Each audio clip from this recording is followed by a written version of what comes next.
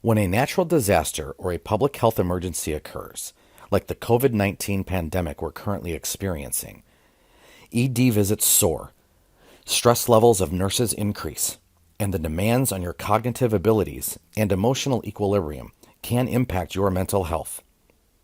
Being able to identify signs of mental health distress among providers is important. Public health emergencies are infrequent occurrences. However, they can have long-lasting mental health effects. Responses to these stressful and traumatic events vary by the individual. Research has shown that when exposed to mild or short-term stressors, most people bounce back or return to their baseline level of functioning. But coping mechanisms become problematic when the symptoms interfere with activities of daily living or last for an extended period of time. Being expected to fight this pandemic and knowing you are on the front line of this public health emergency is stressful. Not only are you concerned about caring for your patients, but you worry about yourself and your loved ones. Further, individuals' reaction to a disaster or traumatic event and how you cope can differ based on your previous experiences, cultural traditions, beliefs, or economic and social status. In the current situation of social distancing, without the benefit of gathering with friends or colleagues outside of work, you now need to find other ways to cope. Being an emergency nurse, you are at an increased risk for developing burnout and compassion fatigue. Compassion fatigue develops from caring for multiple instances of trauma experienced by patients. Those with compassion fatigue may find it difficult to offer needed emotional support to their patients. It is very likely that they may need some sort of mental health services themselves. It's important to be able to identify burnout and compassion fatigue in both yourself and your colleagues and offer some type of mitigating strategy. Most hospitals are bound by CMS emergency preparedness rules and the Joint Commission standards, which delineate recommendations for the minimum amount of preparedness activities. These activities should include how to recognize signs of mental and physical fatigue among oneself and others.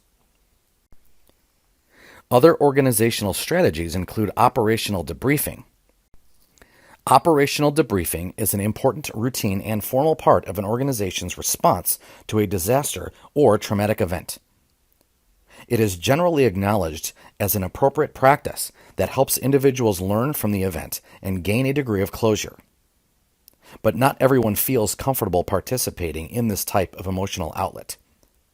In an ongoing crisis like the COVID-19 pandemic, daily briefings can provide clarity and structure and offer a team perspective. Individuals exposed to a traumatic event will often engage in informal debriefing and personal reflection. These practices can include talking about the event with a trusted colleague, friend, or loved one, checking in with others who experienced similar things, and identifying stress symptoms in oneself or in others who were involved. While these are not formal methods of mental health care, they are nevertheless another option to debrief. Due to lockdowns and the emphasis on social distancing, this outlet is less available. Video chats, virtual coffee hours, and similar activities are an alternate way to debrief, distress, and remain connected. For those who prefer a more anonymous approach, the Disaster Distress Helpline is a national hotline with the goal of providing immediate crisis counseling for anyone who is experiencing emotional distress related to any natural or human-caused disaster. It's times like these, as we experience a global pandemic, reaching out to the distress helping can be useful. This confidential, toll-free hotline is open 24 hours a day, 365 days per year, and is multilingual. This crisis support service is available to all residents in the United States and its territories to address stress, anxiety, and other depression-like symptoms that are common reactions after a public health emergency. The contact information to speak with a trained crisis counselor is 1-800-985-5600. 5990 or text "Talk with us" to 66746 to connect with a counselor. Another option is to share your experience on ENA Connect.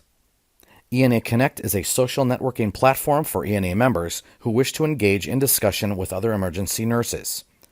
You can post questions, ask what others are experiencing, share stories, or just read along and see what others are doing in their EDs.